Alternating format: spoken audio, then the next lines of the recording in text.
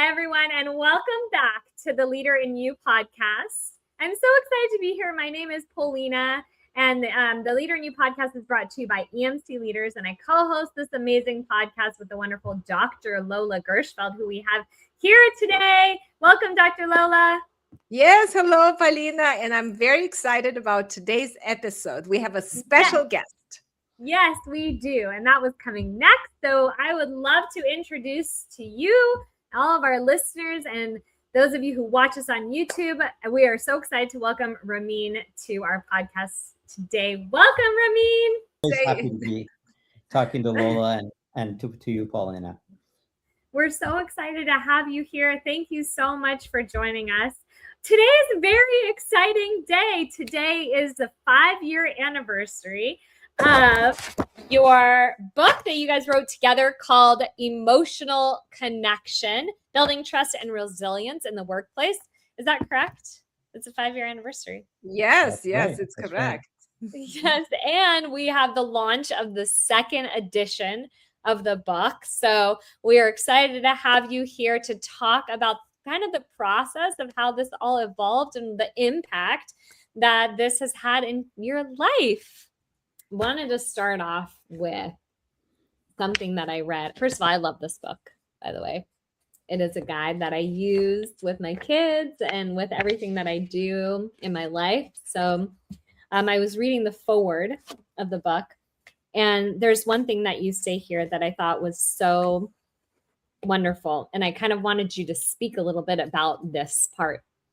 So there's a section here, and you say, I have come to learn that it is not the content that drives most conflicts, but rather the emotions that have been triggered and the cycle of negative events that follow. Automatically and with consistency, they widen the rift, making it difficult to reconcile. So tell us about like your experience and how has that impacted your life, and like what motivated you, and what was like the drive that got you to write that? Well, thank you for picking up on that, and really that I think that's the essence of the book. And as Lola and I kind of began to talk to each other about these topics and the fact that a book could come out of it, and it really is that unfortunately we always start out with the negatives, right? We see people in conflict, we see people not able to work together. I certainly have had my share of not only personal issues, but also seen the organizations that I have led come to a halt sometimes because of these things. And what happens is that I think our basic training, our basic educational models focus so much on our cognition, on our content. And it makes a lot of sense, because what separates us from other animals is really our frontal cortex, and which is kind of much larger. And so you would naturally think that our logic is what drives everything. And the reality is that in conflict, logic isn't the driver; it's the emotions that are the driver. And I think we'll talk about this some more today. But part of it is that in business we are, and I would say maybe even in everyday life, we are averse to talking about emotions. We're averse to making emotions be the center stage of the, as Lola likes to call it, kind of the third party that we should all be focused on, as opposed to each other, because all people are generally well-meaning. It's just that this thing gets in the middle, triggers a lot of reactions, and then boom, we're off to the races. And so to me, it's really one of the major values that I hope this book has brought to people and continues to bring to people. And it's not just this book, but there are others who talk about these topics, which is that emotions really matter, and there is not the content that drives, in some ways, both negative as well as positive. It is not the content that drives the deep, positive, meaningful connections. It is the emotional connections that people have that drives that value. Lola and I've talked about it in different way, but where 1 + 1 is equal to many, 3, 4, 5, 6. It's not bad math. It's actually good math, in the sense that it creates much more than we would expect, because people have trust, because people are emotionally connected. So it both helps repair as well as inspire. That is so beautifully said. Dr. Lola, do you want to add anything to that? Well, I think from our journey together with Ramin as we were writing this book, it was interesting to put emotion as the core concepts that people have been missing. People went from cognitive understanding to behavioral understanding, and then they kind of skipped emotions and went to the brain to how the brain works. And I love that Ramin um, saw the importance of putting that in the book. And I remember as we were working through it and writing it together, how many times we would kind of like pause and say, wow, emotions are so powerful and really drive our behavior and drive our responses. And in fact, I was listening to Les Greenberg. He was the originator who developed the emotionally focused therapy with Sue Johnson. And he put the emotion is the core organizing element that creates connection and creates disconnection in relationships. And he recently said this quote, which I really liked, that when people are disconnected and have relationships that maybe was broken or damaged, in order for them to heal that relationship, they have to feel their emotions. So, in order to heal, you have to feel. And in the same thing happens in our relationships at work. When people get sometimes a message that somehow they're not important or not valued, they first have to recognize and understand their emotions, what happened for them, in order for them to heal that particular situation or that injury. So I think emotions play a very big role, and I appreciate that Ramin was there with me to write it in such a way that makes sense for people to understand that before we have to fix the content or talk about the content, we really have to organize our emotions and share them in a professional and safe way. That's amazing. So, we do have a lot of new listeners and a lot of a new audience since you've been on the podcast, Ramin. And I would love for you to just share what is your background and how did you find yourself in this space and how did you meet Lola, Dr. Lola? That's always a wonderful story. So, I've spent most of my career running institutions, academic medicine institutions, both in the U.S. and abroad. And now I lead a group of colleagues in a humanitarian organization called Chemists Without Borders. And but all of it has always been about transformation. All of my work has always been about kind of moving from X to Y, sometimes not even knowing exactly where Y is, but knowing that we're not happy at X, so therefore we got to go somewhere. And all transformations require trust, trust in each other, because it is literally going to a land that you don't know. It's really literally going to a place you haven't been before, and that's scary for all of us. And so, how do you build trust? And I guess unknowingly, I've always built them around emotions, but now I'm more educated, so I can put it out there as a concept, but it really is around that. How we met is that I was running one morning. We used to live. We used to be neighbors, kind of. I was running Oh, one morning, and I saw this woman walking and writing on a piece of paper, and it kind of seemed odd that if you're walking, walk. If you're going to write, go to your office. But she was doing both at the same time, so we stopped, we talked, and started to realize how similar our experiences are. I used to teach leadership at University of Pennsylvania, and And it was always about emotional connection because that's what leaders do. They connect. They connect beyond the transactory or the content or cognitive basis. They connect at a deeper level. And so that's kind of how we got to the topic of, well, why don't we try to put all this together so that we can help people do this more regularly. I think that's really the purpose behind this book, is to first shine a light on why it's important to have emotional connection. Second is to create an accessible approach, so that people can do this. It's not magical. You don't have to have, multiple degrees to do this. People have been doing this since the beginning of time. Um, and they also equally important, how to repair and correct when something has gone off the rails, which happens a lot, because if we're trying to build connections, that means we're doing something new, which means that there's always something that doesn't go right. Someone feels one way or another.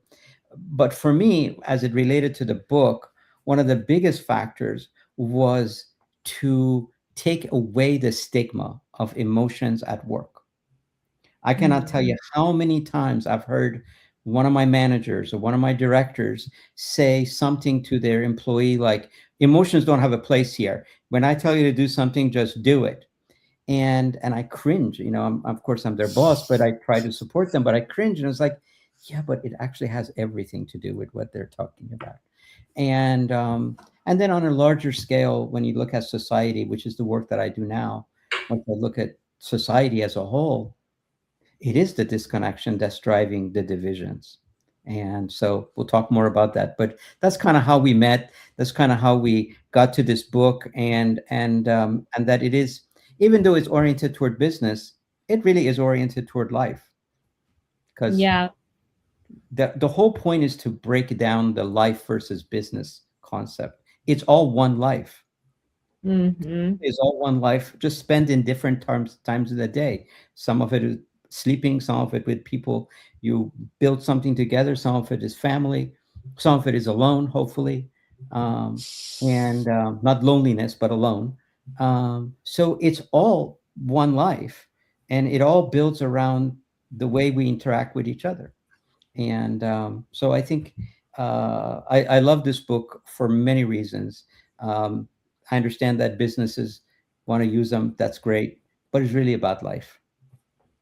That is so beautifully said. Thank you very much for sharing all of that. Yeah. I have a few more questions, but I know Dr. Lola wants to Well, add. I love this concept that it's all life. You are so right. And I remember going, reading leadership books, and we're always trying to figure out congruency. How can we be congruent with what we are at work and when we are off work? And that is always a question for people to say, like, why do you behave differently at work than at home? And the more congruent I think people can be, the more happier they will be, because then they will be themselves. Then themselves, they can be at work and at home. As I work with teams and organizations, and through my journey learning about that, when you are emotionally connected, you can be yourself, you can be congruent. So I think that's a great concept. It is life. I love that. Yeah, I think the congruency too is like people could think one thing, say something else, and then their actions are different.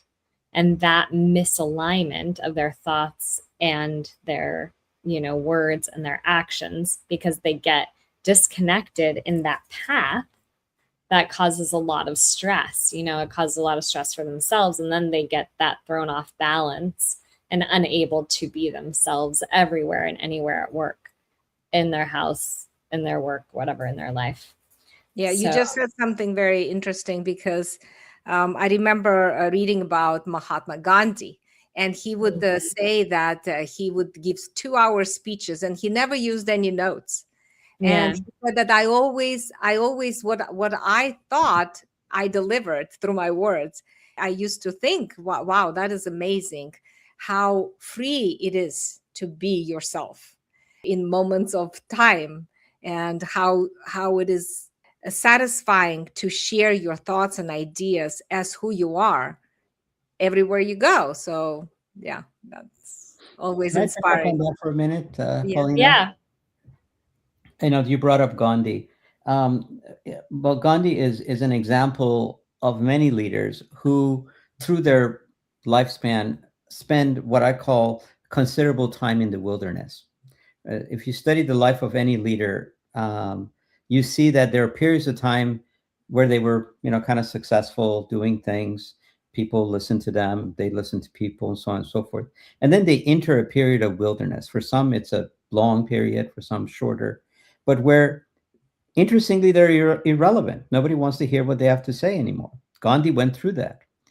And this period of wilderness is actually intended, and it's not that anyone engineers it, but it happens to all of us, is that when we lose connection, when we start to say words and do things that we feel are important to do, and then we must do them, and that's how it works, and we lose connection with the very people that we're trying to lead, and we don't understand them really because we've now kind of gone to this other plane. And Gandhi spent 30 years in the wilderness, if you will, before he emerged as the Gandhi that we know. And he emerged out of that because he was able to connect at an emotional level with the very poorest of India. He no longer saw them as intellectually poor, because that's what he used to see them as. His intellect said, there's poor, he was one with them. And that's what changed the dynamics of India, and through him. Now, of course, there's a lot of controversy about what he did, what he didn't do, and so on and so forth. But there is no controversy in the fact that leaders who emerged out of wilderness, they emerge, almost all of them, with one thing in common. They have built an emotional connection with the very people that they intend to lead. Even if they don't know it yet, that's what the transformation has caused them. And that is part of what happens. Sometimes we got to get hit over the head to do that emotional connection. Thanks to Lola, you don't have to be hit over the head. Just read the book, and you could do it without having to go through the wilderness necessarily. And if you do, you have a guidebook that helps you come back. It's so funny because I left to Maui, like almost 8 years ago, on that same kind of reason, disconnecting from all the people that I wanted to be connected with. And then in the 8 years I was there, I spent a lot of time working on my relationship with my kids and my mom and other people in my life, and then came back to reality, or I should say California, just less than a year ago. And it's like you're transforming to the other side of what it looked like before, where you were struggling and felt like there really wasn't a way out, that you really understand now after that work. So I mean, I think I did both. Maybe I got hit on the head and I used the book, the hit on the head sent me to the book, but yeah, that's a really good point. I do remember reading about that actually when I was in Maui, because I felt like very kind of lost. I was like, what am I doing? And I read about how, there was like this period of time where people just like these really great leaders just like disconnected and were out in nature and out in the wilderness and kind of took time off, and people didn't even know like who they were and then became known after that designated amount of time that they were gone. So very interesting to hear that. Well, I think that hitting over the head happens with that negative cycle, right? Mm-hmm. The negative cycle hits people over the head and they are just scattered. They have lost a way to each other. They have lost connection, and they have lost communication. I mean, I remember with my days when Jack and I, we were building companies, we had like 100 people working, right? And we were always worked so well together. And then something hit over our heads and we got lost. we got lost in this difficult conversations where we would just have the same old pattern come back, long meetings, no progress, somebody shuts down, somebody becomes angry, and then people cry. I was just talking to Jack and say, like, my gosh, I remember how many people cried in our companies. The purchasing department manager cried, and the engineering manager cried, and this person cried. And you just see people really, really struggle with all different way of connecting with each other, and not knowing that we're actually using to protect ourselves in that moment, because we just don't know how to deal with emotions. So it is very painful, and it is also very freeing once you learn the process and you understand what's going on, and you can actually restructure your patterns. That is very empowering. Right. Yeah. Well, I have another question, Ramin. Tell us, do you have like a transformational experience that you have had in your life after learning the EMC process and writing this book and implementing some of those processes into your life in the workplace? Did you have a transformational experience? Um, sure. I mean, I think it would be false to say that there is a experience. They're basically continuous set of experiences as we live. Sometimes I think it's good to separate the kind of relationships, and I think the emotional connection work is one where I can use that as a way of helping my colleagues understand the difference between kind of a transactional relationship that we build with people, or a transactional connection, or even cognitive. In the case of scientists, they know a lot, they do a lot, they they believe that just because they know a lot, everyone should listen to them. And it's like, well, it doesn't kind of work that way anymore. Maybe there was a time when it did, but I would even venture to say that there really has never been that time, that there is that connection that's necessary, that happens at a very different level, where trust is built. And once trust is built, then people can hear what you have to say, and you can hear what they have to say, which is the second and equally important part of connection. So I would say that the biggest transformation, at least right now, is really that when I began to work at Chemists Without Borders, which is the organization that I lead now, which is, at one level is a humanitarian organization. We go out there and try to do good stuff out there in various parts of the world. But at another level, it really is about building an emotional connection with society, because science um, uh, is not trusted as much as it used to be. We have a widening gap between what science says and what society does, and how do we build bridges? How do we get people to talk to each other again? And how do we get people to trust each other? And I'm talking about both sides of the process. And that, to me, is my entire work now is really built around that connection, and it all emerges out of, I'm not going to give it a label necessarily of EMC or emotions. Those are all important.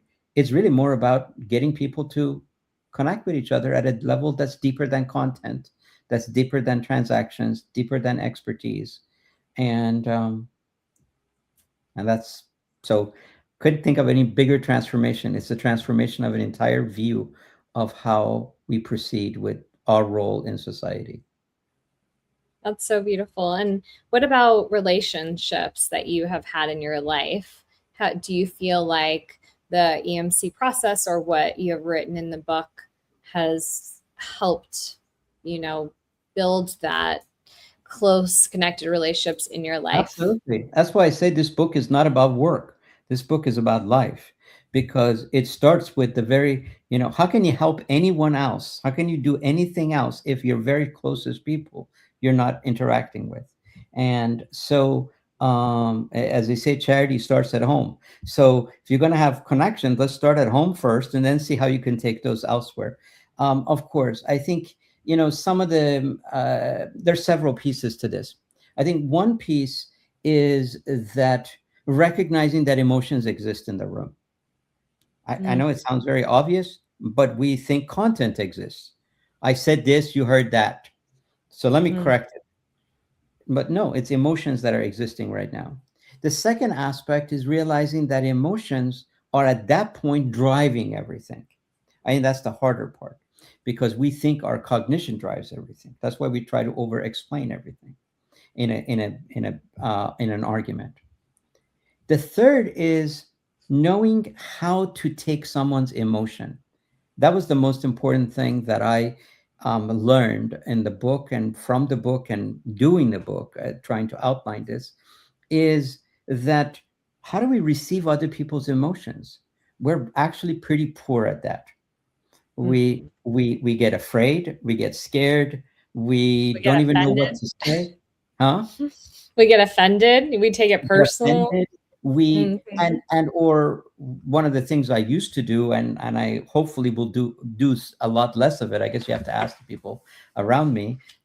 Is try to fix everything, and it was Mm, like, no, it's not about fixing. It's just about creating a space.